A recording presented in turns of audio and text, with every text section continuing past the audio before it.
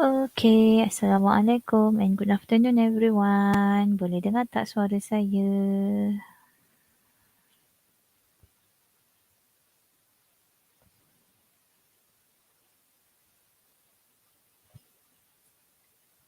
Okay, so tak tahulah line ni macam tak berapa elok. Kalau ada masalah tak dengar ke apa, beritahu ya. Okay, good morning. Good morning pula. Good afternoon semua. Right. So, sekali lagi saya nak ingatkan ya, for those yang absent kelas, yang tak masuk dalam kelas, ada hal, tak sihat, sakit, pergi klinik, tolong isi absence form tu. Alright, that's one thing. And another thing, hari Rabu nanti saya akan try buat kuliah face to face dekat DK. Dan saya rasa tak muat DK ni untuk semua orang masuk. So, saya still akan buat online jugalah. Meaning that saya akan buat macam sem lepas. Online YouTube, live YouTube daripada DK. Cuma masalah saya dekat DK ni adalah internet lah. Tak apa. Itu saya boleh pakai hotspot. So, hari Rabu ni saya akan live dari DK 4. And also after that also I have face-to-face class with H5P4. Okay, H5P1 dengan H5P3 dengan H5P5 esok adalah kelas face-to-face ya. Okay. Sebab kita pakai tutorial 3, tutorial 3, blok 3 boleh guna. Yang tak boleh guna macam yang saya kelas hari ni lah dengan H5P3, H5P4 dengan H5P2 sebab pakai tutorial 1 dengan tutorial 2, so tak boleh buat kelas face to face hari ni. So esok boleh buat kelas face to face dengan kelas H5P1, H5P3 dan H5P5 ya. Alright. So that's one thing. So hari ni kita nak masuk definite integral, baru 45 orang.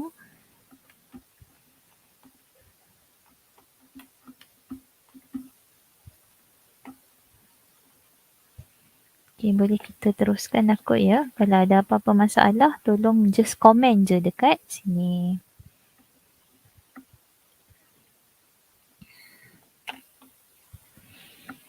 Okay, so this is the last subtopic for topic 1, integration. Okay, untuk yang belum masuk kelas saya, tutorial, so kita akan bincang concept practice exercise 1.3, question 1, question 6 and question 10 because question 1 involves substitution, question 6 involve by part and question 10 involve partial fraction. Dan ada 11 soalan yang mana yang nak extra exercise, nak mahir lagi buat substitution by part dengan partial fraction, boleh try all those exercise from that concept practice ya. So video discussion pun saya dah hantar dekat dalam YouTube 1.3. Kalau H5P1 dengan H5P5 nak tengok pun dah boleh dah. Tapi esok kita akan still discuss lah exercise 1.3. Tapi kalau yang mana yang tak dapat tu. Okay. So that is for your first tutorial. Your second tutorial saya nak check kerja. And minggu ni kita ada 5 jam tutorial. 3 jam yang ni dan 2 jam lagi yang relief tu hari Sabtu nanti. So yang tu basically saya minta buat kerja dan hantar je lah. Tidak perlu tengok keperluan perlu buat meet ke tak nanti. Okay, so hari ni kita nak masuk definite integral. So lepas ni kita akan ada extra kuliah juga hari Khamis ni, which kita akan masuk topik 2 dah. Topik 2, differential equation. Okay, so jom kita start. Boleh dengar clear tak suara saya?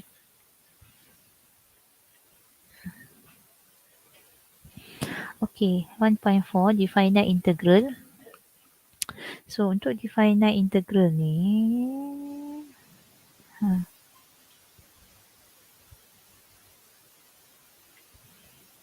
okay. To define an integral, there are some properties that we have to know. For example, kalau dia adalah integration daripada limit yang sama, so maksudnya integration kan maksudnya adalah area under the graph. So we don't have any area under the graph lah because dia daripada point yang sama. Let's say macam ni. Ni graf kita contohnya. Lepas tu dia nak A dan A sahaja. So tak ada area yang kita boleh cari sebab tak ada ruang. Daripada A sampai A, itu sahaja tempat dia, tak ada ruang. So there is no area that we can find. So that's why it is equal to 0. Integration from A to A is equal to 0. Okay, how about if I have integration from A to B, adakah dia sama dengan integration from B to A? Jawapan dia tidak sama. Dia adalah negatif kepada limit yang terbalik tersebut. Okay, so that's the second property. The third property kita tengok kalau kita ada skala ni macam biasalah. Kalau kita ada constant. So apa maksud constant? Ingat tak lagi graf constant macam mana? Graf constant adalah graf straight line macam ni. Ni adalah graf constant. Y dan X. So kita nak from A to B. So kalau awak nampak kat sini, tinggi dia adalah K, dia punya lebar dia adalah B minus A. So macam mana nak cari area under this graph? Ni shaded region ni dia adalah panjang darab lebar sebab dia segi 4 tepat. Macam mana kita dapat segi 4 tepat? Sebab function kita ni adalah constant. Okay, so that's why lah dia punya integration from A to B untuk K dx adalah ni B minus A panjang darab lebar dia darab dengan K macam ni. So ini kalau kita nak derive lah, this is a very simple derivation for a constant function to find the area under the graph for the constant function. Kenapa kat sini kita tak boleh buat panjang darab lebar? Sebab dia bukan straight line, so dia tidak menghasilkan segi 4 tepat. Macam tu. Dia tak menghasilkan segi 4. Alright, next one just kalau kita ada skala, so bila skala ni kita boleh darab letak luar sahaja. So constant lah yang selalu kita panggil perkali-perkali tu kan. Nombor tu kita letak luar sahaja, tak ada masalah. Alright, seterusnya kita ada kalau plus minus kita separatekan dia, boleh jadi plus minus macam ni. So sama je macam integration biasa, no problem. Okay, this is important. Question number, the properties number 6, where when we have an integration from A to C, so what we're gonna do if our function is not a continuous function, so kita boleh dapat dia daripada A ke B dan B ke C. Kita tambahkan je lah area dia tu. So sama sahaja kalau kita nak cari daripada A sampai C. Okay, next one.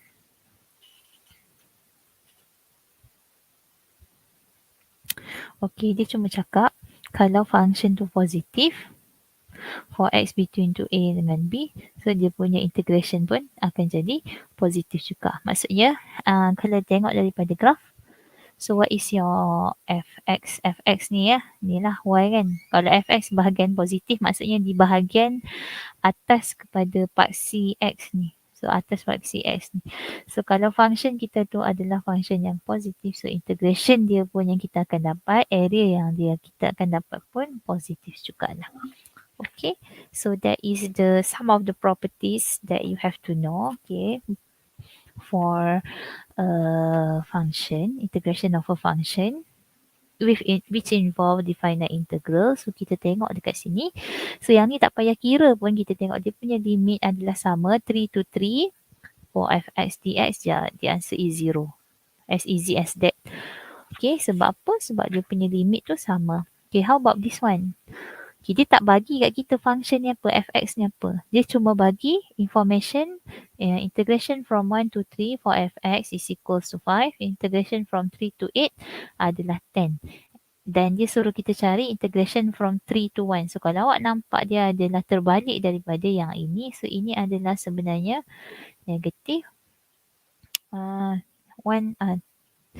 to 1 adalah sama dengan negatif 1 to 3 lah, terbalikkan sahaja.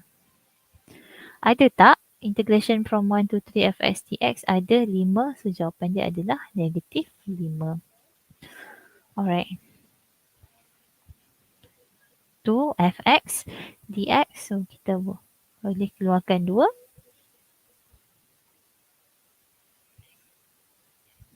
So 2, 1/3, 5, 2 darab 5, 10. Macam tu. So as easy as that. And then from 1 to 8, kita tak ada from 1 to 8, tapi kita ada from 1 to 3 plus 3 to 8. So dia continuous dekat situ. Okay, so kita boleh dapatkan from 1 to 3 is 5, from 3 to 8 is 10. So the answer is 15. Okay, so macam tu sahaja bila dia ada bagi soalan berkenaan di finite integral. Okay, next question. If I have integration from 0 to pi over 4 cos 2x plus sin x dx.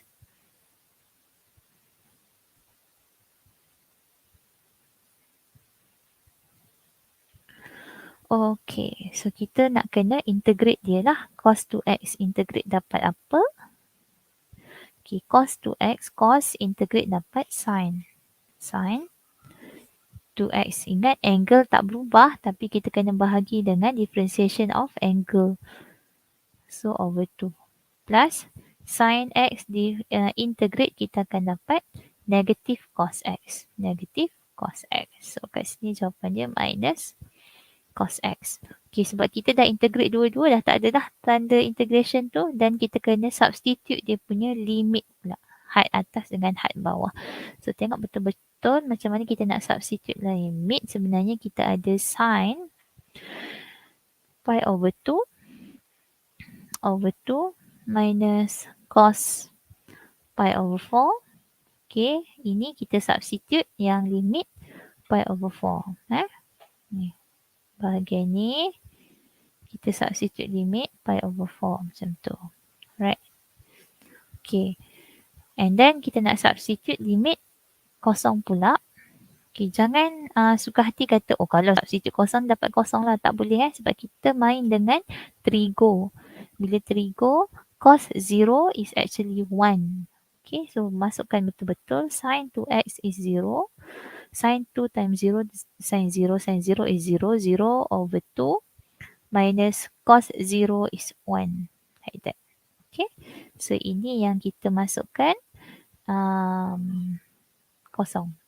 Kita substitute kosong dapat bahagian ini. Alright. So kita pun kira lah guna kalkulator. Sin pi over 2 minus cos pi over 4. So kalkulator awak akan bagi bacaan 1 over 2 minus sec 2 over 2 minus 0 minus 1. So jawapan dia adalah 3 minus sec 2 over 2. Okay. Okay, that's one. That's one example for definite integral involving trigonometric function. So kita tengok seterusnya. Ya, awak masukkan kalkulator ni boleh terus dapat jawapan lah. Kalkulator akan kirakan dekat awak. Alright. Next we have example 28. So how we do something like this? We cannot integrate directly because we have a bracket that we have to expand first. Okay, so macam mana nak integrate dia? Sama ada kita guna substitution method ataupun kalau kuasa dua ni awak rasa awak boleh expand lagi, yes, you can expand them. And then lepas dah expand tu baru kita boleh integrate dia directly. So for this one, x cube. And then if I expand this, I will get x to the power of 8 plus 8 x to the power of 4 plus 16 ni kalau saya expand. Okay, tapi dekat luar ni ada lagi x cube. So we can expand some more. We will get x to the power of 11 plus 8x to the power of 7 plus 16x cube dx. Okay. So bila kita integrate, kita akan dapat x to the power of 12 over 12 plus 8x to the power of 8 over 8 plus 16x to the power of 4 over 4 plus c. Macam tu. Kita tak letak plus c. Sebab dia ada integration dia kat situ. Dia ada limit dia dekat situ. Okay.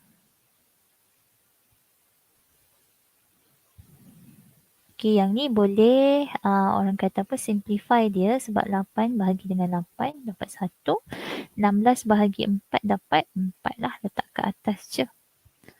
Okay, masukkan 1 dengan kosong. Alright, so we will have 1 over 12 plus 1 plus 4 minus 0. So, kiralah 1 over 12 plus 1 plus 4, you will get 61 over 12. So, this is how you do the finite integral, and I believe you have done this dekat sekolah dulu kan, dah pernah buat dah. So, the important part is to get the correct integration, and after that to substitute the value of the limit that you have and then calculate correctly. Alright, so that is for if we have a function, and we also have for this definite integral area and volume. So area macam saya cakap tadi lah, bila kita cari integration, meaning that we are actually finding the area under the graph. So please take note, with all the important details that I've mentioned here, there are some cases that you can find here dalam soalan nanti. Apa case yang berbeza tu kita tengok.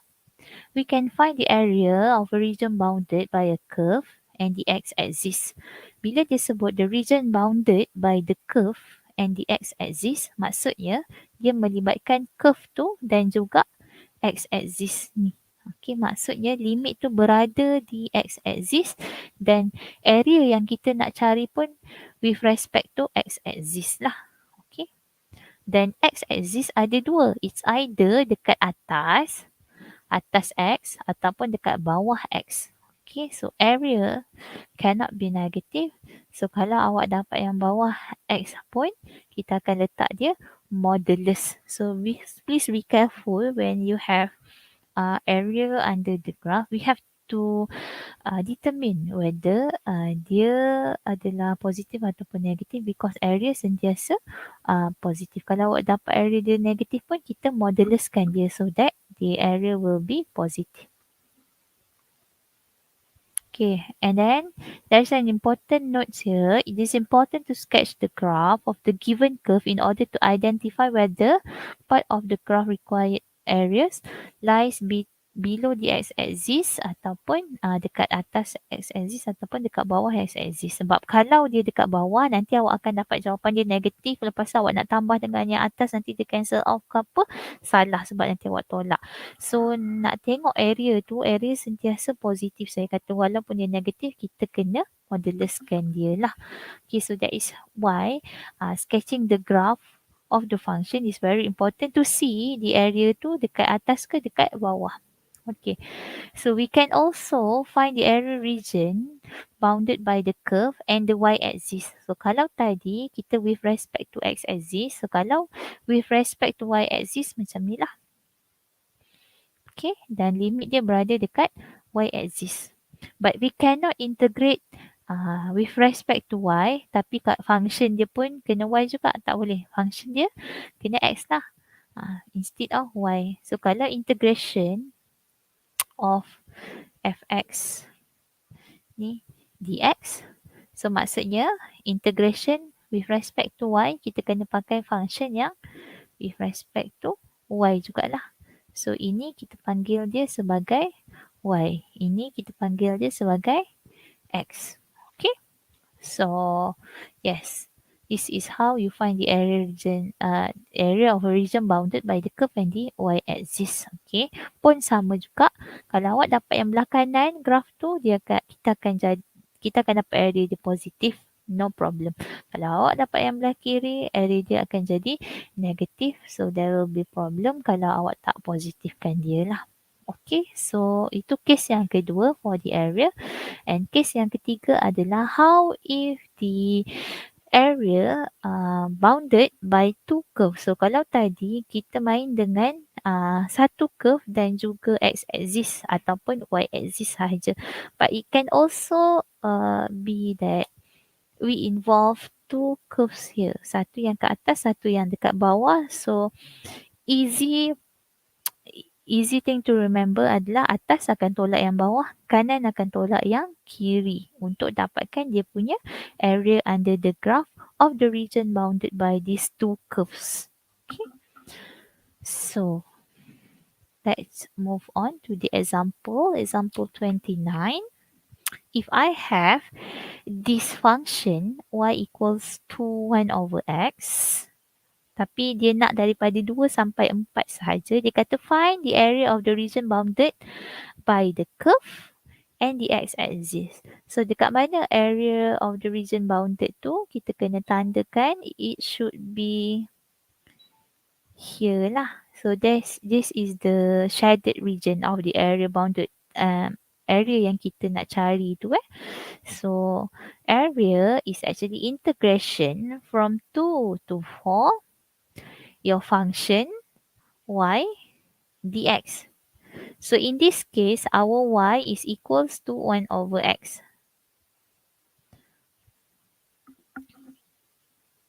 Alright, 1 over x. So nampak tak? Kita dah integrate 1 over x with respect to x. So integrate 1 over x, you will get ln x with the limit 4 and 2. So boleh saja masukkan terus dapat ln 4 minus ln 2 inside your calculator and you will get 0.693.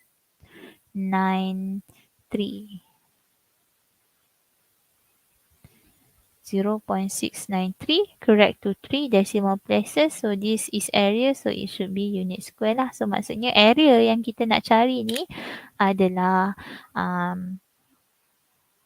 0.693 ln 4 tolak ln 2. Ln 2. So 0.693. Okay, so that is example 29. Boleh lagi ke semua orang? Kita nak move on. Ada 4 lagi contoh. Ada 5. Ada 5 lagi contoh untuk area under the graph using integration. Kita tengok seterusnya. Find the area of the region bounded by the curve and the x-axis. So area bounded, kita tak boleh buat area bounded tu kat sini. Sebab dia mesti bounded by the curve and the x-axis. So this is the curve and this is the x-axis. Tak boleh buat macam ni. Tak boleh. Sebab tak nampak dia tak bounded. Dia tak dilitupi. Dia tidak dilingkungi oleh the curve and the x-axis. Tak boleh buat yang macam saya lorek ni because dia tidak melingkupi. Dia tak ada tutup dia macam tu.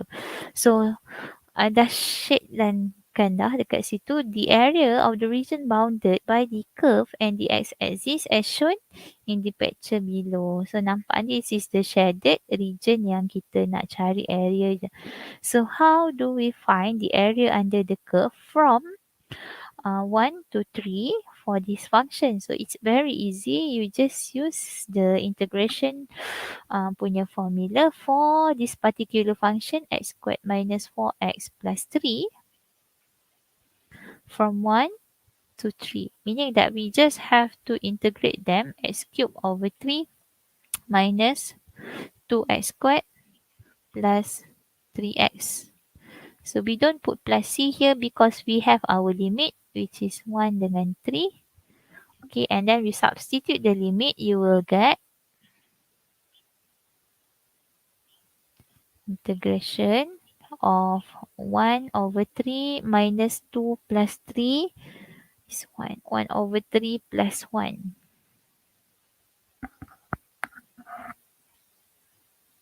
masukkan 3 dulu. 27 bahagi 3, 9. Tolak 2 darab 9, 18. Tambah 3 darab 3, 9. Okay, so this is for when we substitute 3.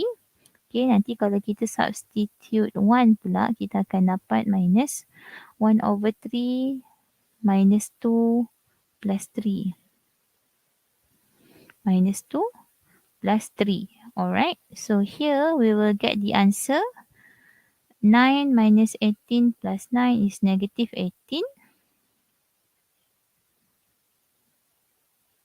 Negative 18 minus 1/3 plus 1 is 4/3. So we actually have negative 18 minus 4/3. The answer is 18 plus 4/3.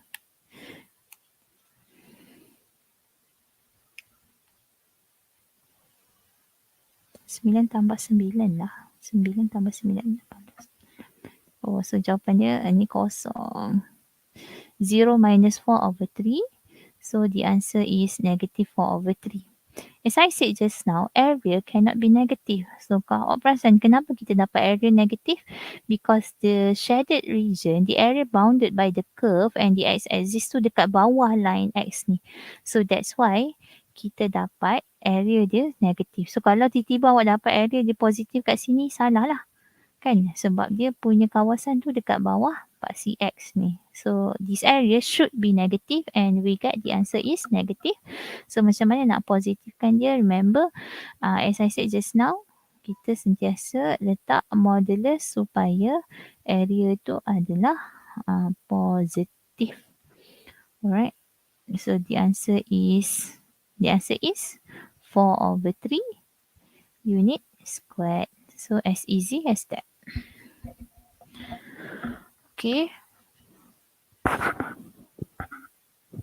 Senang sangat sampai ngantuk.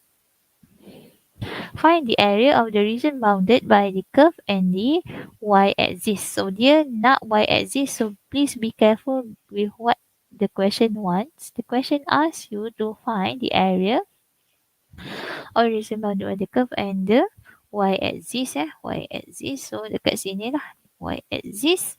So that's why saya cari dekat sini. Kita nak di antara 0 sampai 3. So area is equals to integration from 0. Right there. Okay, kat sini lah. Soalan tu nak Bukan ini. Bukan ini. Ini salah because this is not bounded by the y-axis. This is bounded by the x-axis. So please be careful with what the question asks you to find. So we want the area from 0 to 3, your fx, x to the power of half dx. Okay, you will get the answer dx. Okay, ni salah. Kenapa salah? Sebab kita nak with respect to y axis. Okay, kita pakai limit y. Limit y. Yang salahnya adalah yang ni tak bolehlah x. Dia kena y juga. Okay, so kita tak boleh pakai x to the power of half dx ini. Salah Okay, so padam balik. Okay, so macam mana nak cari x in terms of y? So kita dah dapat dah kat sini. Y equals to square root x. So x adalah y squared. So ini yang kita nak gunakan dekat sini. Kita nak cari integration from 0 to 3 y squared dy. So kita tahu with respect to y, because the limit that we are using is at the y-axis. The limit that we are using at the y-axis, and also the function must be in terms of y jugalah, baru kita boleh integrate dia. So we actually get y cube over 3, 0. So 27 over 3 is 9. 9 minus 0 is 9. So the answer is 9 unit squared. Okay, I just give you some hint and some ideas on how to find the area under the curve bounded by the curve and the x-axis or the y-axis. So we try another question. It says find the area of the region bounded by the curve and the x-axis. So this is our curve. This is our curve and this is our x-axis. So if you can see, we actually have two different areas that we have to find. Okay, kita tak boleh terus daripada negatif 2 sampai 4. Okay, hati-hati Kenapa tak boleh? Because dekat sini area dia bawah paksi X, meaning that area yang awak akan dapat adalah negatif. Ini dekat atas paksi X, area yang awak akan dapat adalah positif. So area is equals to integration from negative 2 to 0, function yang sama sebab dia adalah curve yang sama, x cube dx plus 0 to 4 x cube dx. So yang membezakan dia adalah dia punya limit sahaja. So we have actually here x power of 4 over 4 plus x power of 4 over 4 for 0. Masukkan dalam limit 0 minus negatif 2 kuasa 4. Kita akan dapat 16 bahagi 4. 16 per 4. Okay, 1. And then here we will get 4 to the power of 4 over 4. 64 minus 0. So this is the area. Apa ni saya tekan?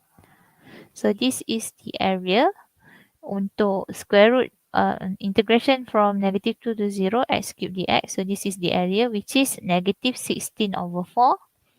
Okay, this one area dia untuk from 0 to 4 adalah 64.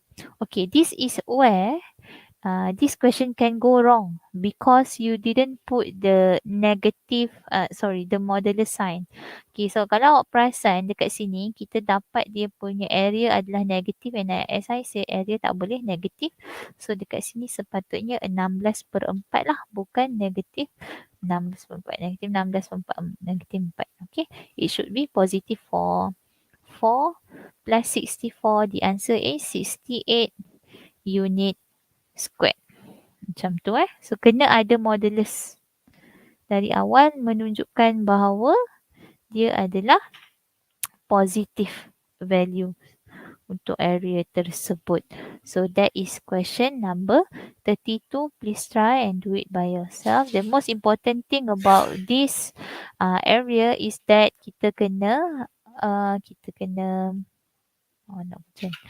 kita kena letak modulus dekat bahagian area yang bawah paksi X sebab dia adalah negatif. Kalau awak tak letak modulus tadi ataupun awak tak ingat bahawa area should be positive, so kat sini awak akan dapat jawapan dia 60 lah, salah. 64 tolak 4 dapat 60, salah lah.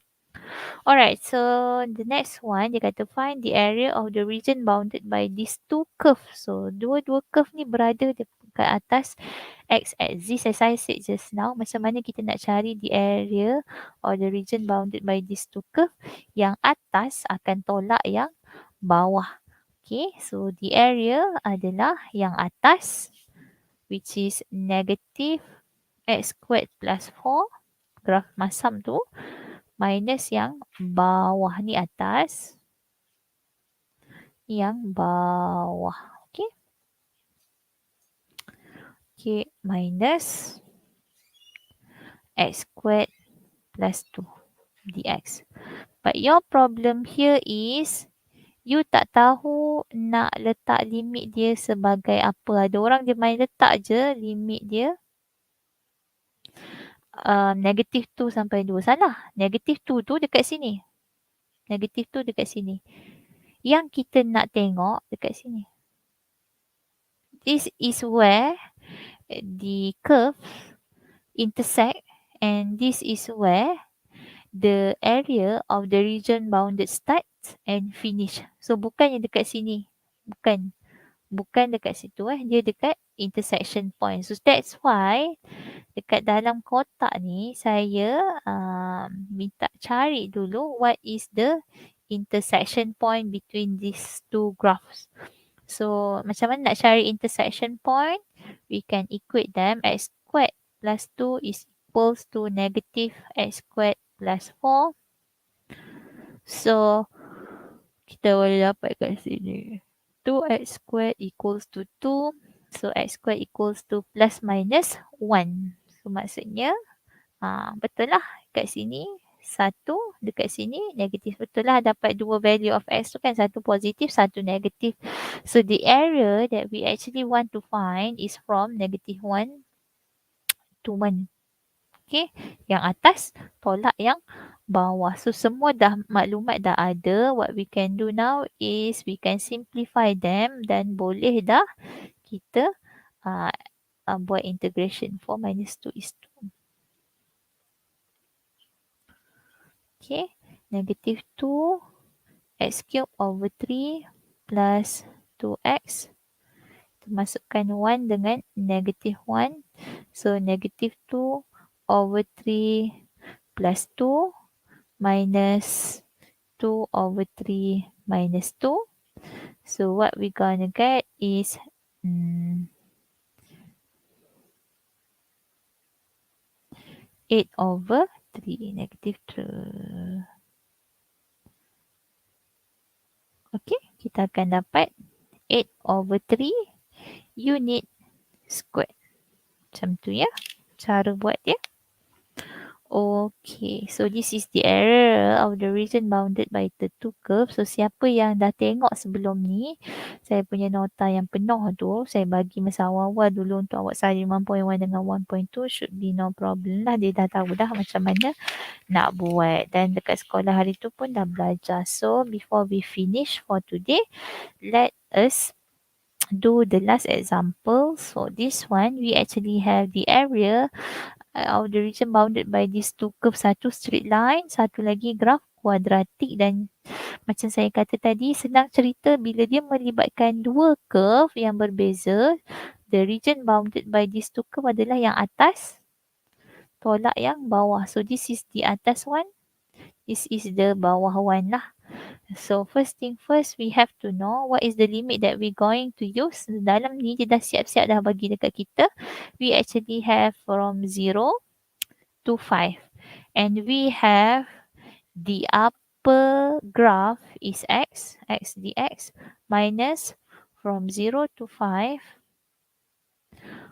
x squared minus 4x and dx macam tu. So x squared over 2, masukkan 5 dengan kosong.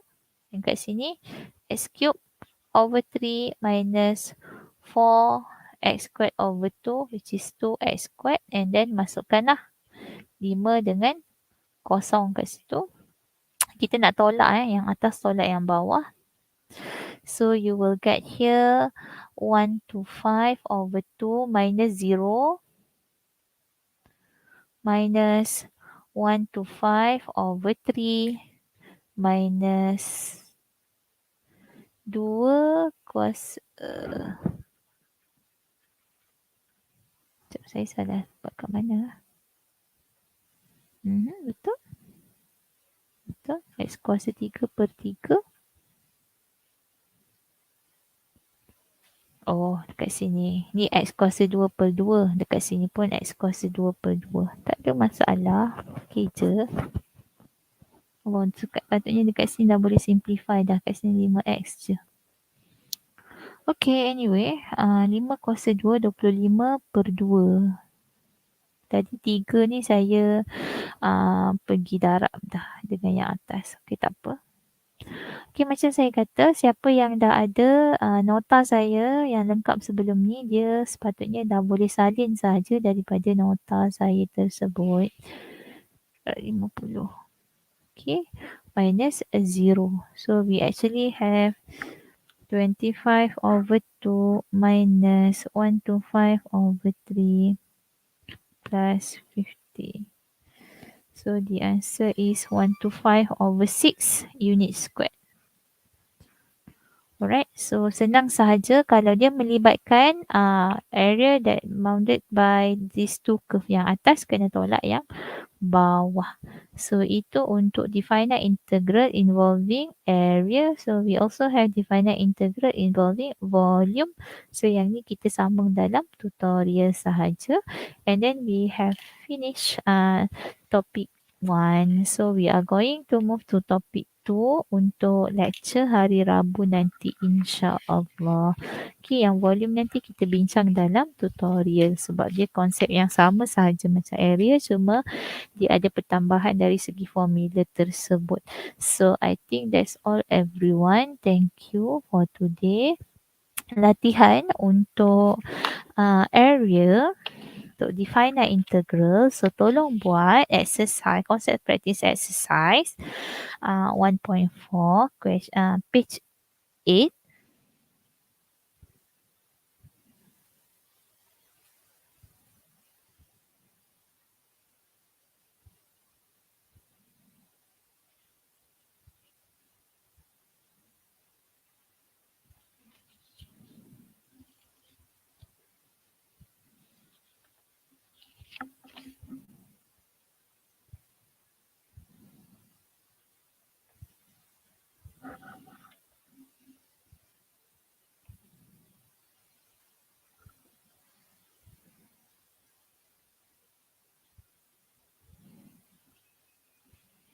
Okey, boleh buat soalan nombor 8, 9, question 8 and question 9.